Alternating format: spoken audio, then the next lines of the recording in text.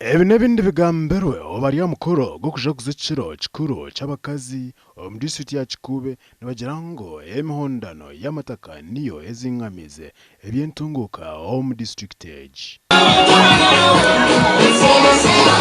Kikuube district eri district engayiga muno tuyina amafuta tuyina ebibira tuyina ensi ekweza muno obutabanguko bw'amataka kulengeseraniize kiretereza abakyala n'abaana kusigara nitutalibana akasente akakubaireko okulolera abaana bakagenda kusoma nyenkya nabo bakatunga ebikaro omirimo ya mafuta kakuhwera mu kooti tuliyo ntunenangana habwe ensonga z'amataka.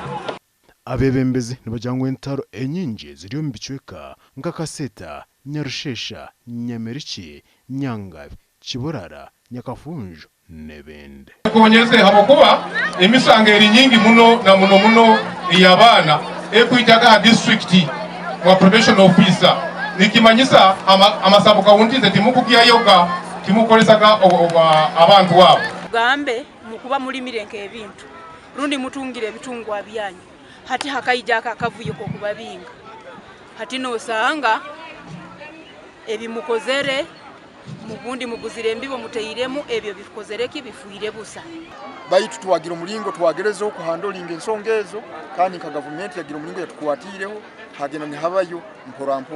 Amakuru aga gasha kwa Ambrose n'uwagaba katoto.